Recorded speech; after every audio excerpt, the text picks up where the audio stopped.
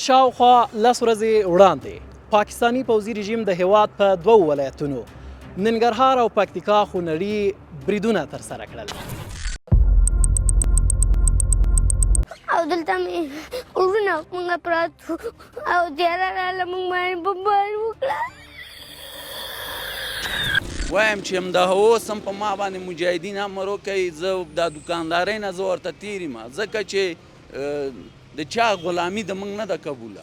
ځکه په دو باندې جهاد روا دی، ځکه دو د موږ عام خلک په قتل رسوي، په شهادت رسوي. منافق ملک ده پوه شوې، مرتد ملک ده، شیطان ملک ده پوه شوې.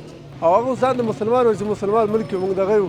دا ځان ته اسلامي ملک هم وایي خو اسلام داسې نه یي وروره.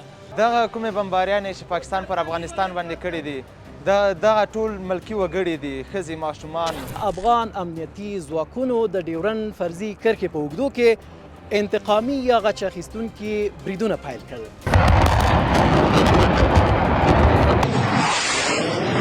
خنجري پوستې ته وړه شاباس سلام الحمدلله.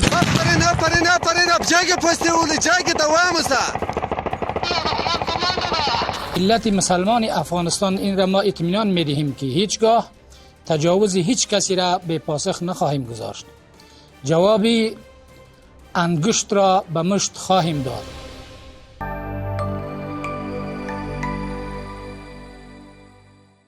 شاوخوا 10 ورځې وړاندې پاکستاني پوځي رژیم د هیواد په 2 ولایتونو ننګرهار او پکتیکا خونړي بریدونه ترسره کړل، چې په دې بریدونو کې په ننګرهار کې د یوې کورنۍ 18 او پکتیکا کې د یوې کورنۍ 14 تنه شهیدان شول.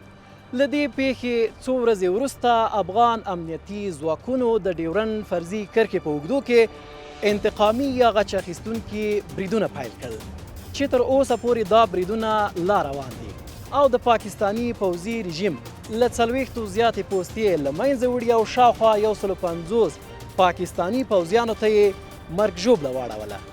مجاهدین عملیات انتقام جویانه را علیه پاسگاه‌های پاکستان در خط فرضی آغاز نمودند که به فضل خداوند بزرگ و به نصرتش عده زیادی از پاسگاه‌های دشمن فتح و عده زیادی از نیروهای رژیم نظامی پاکستان و ملیشه‌های آن کشته شدند.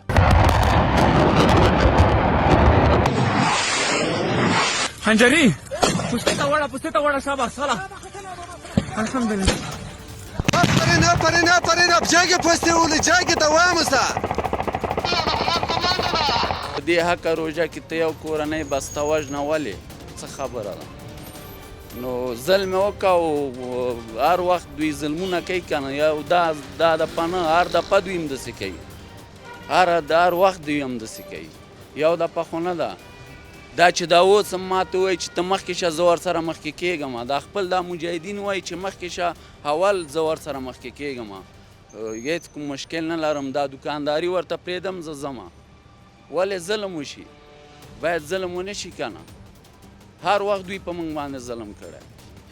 نو دا خو عام کس دا ته خپله هم وینې، زه هم وینم، دا ټول ویني چې ولې هلته مخامخ ورته پراته دي، هغه به یې ویشتلي وو که نه؟ ته یو بېګناه کورنۍ باندې بمبارد کوې ولې؟ ته تیاره جګی وروره ګله، بس په یو بېګناه کورنۍ باندې بمبارد کوې، 18 کسانه پکې وژنې. دې زور نه څوک خبر دي؟ یو کس درنه مړ شي بیا ته د زور نه خبرېږې. وایم چې همدغه اوس هم په ما باندې مجاهدین امر وکوي، زه د دوکاندارۍ نه زه ورته تېر یم، ځکه چې د چا غلامي د موږ نه ده قبوله. د یو کورنۍ 18 نفر چې وشري دا خو ډېر ظلم کړی. او هغه ځان د مسلمان وایي چې مسلمان ملک یو، موږ دغه یو، خو نه دا ښه کار نه ده کړی. په دې چې دا هغه طرف مسلمانان دي، دې طرف مسلمانان دي، دا جنګ خو باید بد شي او عام وګړي خو باید د حکومت سره جنګ عام وګړي باید ووژل شي. دا ځان ته اسلامي ملک هم وایي خو اسلام داسې نه یي وروره. اسلام وروغله ته بیا چې اسلام یې وروغله د روژې په خاطر دی وروغله هغه نه وکړي، دی وروغله بیا ځان ته اسلام هم وایي خو اسلام نه ده وروغله. دا رقم پاکستان خلک بیا چې موږ سره ظلم نه و کړی، خو بیا هم موږ خپله جهادي خلک یې انډیواله چې هر څومره د وسه کېږي خپل حکومت سره د شا ولاړي وروره. نو موږ خپل دولت سره اوږه په اوږه ولاړ یو، چې هر وخت ووایي شپه ورځې موږ یې خدمت کوي. بلکې انشاءالله امنیت ښه دی. انشاءالله موږ سبا یې راوځو دغه ټکسیوانیان یې کوو. انشاءالله هېڅ خبره نشته را بس ازادي ده. انډیواله موټر تللی شي راتلی شي. بازارونه ازاده دي. هېڅ خبره هم نشته. امنیت ده انشاءالله. دا خو ظلم دی ځکه یو په ننګرهار کې بیسودو کې چې 2 بمبارۍ وکړو ډېری کورنۍ شهیدان شو ماشومان په شهادت ورسول. همدغسې د موږ په پکتیا او په پکتیکا د نورو ولایتونو کې دا یو ظلم دی وحشت دی ځکه بېګناه خلک پکې شهیدان شول بېګناه خلک په قتل ورسېده. دا خو طبعا معلومه خبره ده چې دا یو وحشتناکه مرګونه دی او ظلم دی. دا ظلم دی د موږ افغانانو سره چې په بېګناه ډول دو په شهادت رسېږي. دو په طبعا وحشتناک او ډېر بریدونه دغه کوي. ټول په ملکیانو دي. هېڅ دی کې نه داعش دی نه کوم بل کوم ارګان دی. ټول چې دی ملکي وګړي دی کې وژل کېږي. دی کې نه ترهګر شته دی او هېڅ څوک نشته دی. دی کې بس ملکي خلک په قتل رسېږي او شهیدان کېږي.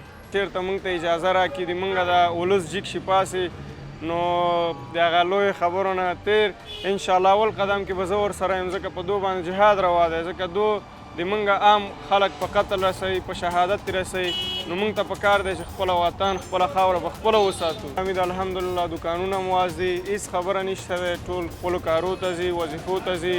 دکانونه کراچیوانان هر څه خو په راحته په امنیت کې دي. هېڅ داسې موږ ته څه امنیتي مشکل نشته دی. خپل کار ته وځو خپل کار کوو. نو الحمدلله موږ د خپل امنیتي ځواکونو نه خوشحاله یو. انشاءالله داسې آرامي ده. هېڅ مشکل نشته دی دلته. منافق ملک ده پوه شوې. مرتد ملک ده شیطان ملک ده پوه شوې. نو او بس د خپلې پالیسۍ دپاره خپل د ګټو دپاره هر رقم ته ظالمانه وژنه کوي. افغانان وژني مسلمانان وژني. خو بس د کفارو دسیسې دي. افغانان ترهګر دي. چیرې ترهګر دي؟ الحمدلله مسلمانان دي. کلمې وایي 5 وخت لمونځونه کوي. روژه مبارکه نیسي. نه بمبار سته نه جنګ سته نه ډار سته. الحمدلله زموږ خپل مجاهدین دي. امن فضا یې راوستې ده پوه شوې. ښه هغه د زندګي مو ده. نه بمبار سته. بازارونه خلاص دي. خپل خلک سوداګانې کوي کاروبار کوي. هیڅ د تشویش وړ نه ده. دغه کومې بمباریانې چې پاکستان پر افغانستان باندې کړي دي دغه ټول ملکي وګړي دي. ښځې ماشومان د سپین ږیري دي. دې کې هېڅ څوک ترهګر څوک نشته ده. ټول ملکي وګړي دي. کابل کې انشاءالله امنیت بیخي برقراره ده. بیخي هېڅ مشکل نشته ده. ټکسیوانان خپلې ټکسي چلوي. دکانداران خپل په دکانو ته راځي. بس بیخي امن و امنیت ده کابل کې. شکر الحمدلله. په کابل کې خو موږ شین دي چې مثلا خبرې ابام یا کوم انتحاري کوم شی شوي آرامي ده. خپل روزمره ته خلک ادامه ورکوي. آرامي ده. خیر. ملت مسلمان افغانستان این را ما اطمینان می‌دهیم که هیچگاه تجاوز هیچ کسی را به پاسخ نخواهیم گذاشت. جوابی انگشت را به مشت خواهیم داد و این را اطمینان می‌دهیم که نیروهای دفاعی شما این توانمندی را دارند که از تمامیت ارضی شما دفاع بکنند. برای رژیم نظامی پاکستان پیام ما این هست که از این کده بیشتر پاسخی قاطع دریافت خواهند کرد و اگر بر هر نقطه از کشور ما اونها تجاوز بکنند جواب بالمثل دریافت خواهند کرد و این را ما مطمئن هستیم که نیروهای دفاعی ما الحمدلله والمنه این توانمندی را دارند که اگر اونها بخواهند که افغانستان را ناامن بکنند نیروهای ما این توانمندی را دارند که اونها حتی در مراکزشان حتی در پایتخت کشورشان در اسلام آباد هم در امن بودن نمیتوانند. پاکستانی پوځي رژیم د دې جګړې په جریان کې په ځلونو په افغان خاوره ړندې بمبارۍ وکړې چې بیا ځلې عام افغانان په نښه کړل. جګړه لا روانه ده خو په هیواد کې هر څه عادي دي او د افغانانو سر او مال په بشپړ ډول خوندي دی. د تل په څیر وضعیت عادي دی. خلک خپلو روزمره کارونو دندو ته ځي. نه دفترونه تړل شوي نه بازارونه تړل شوي او نه هم کابل ته کومه ورودي لاره تړل شوې ده.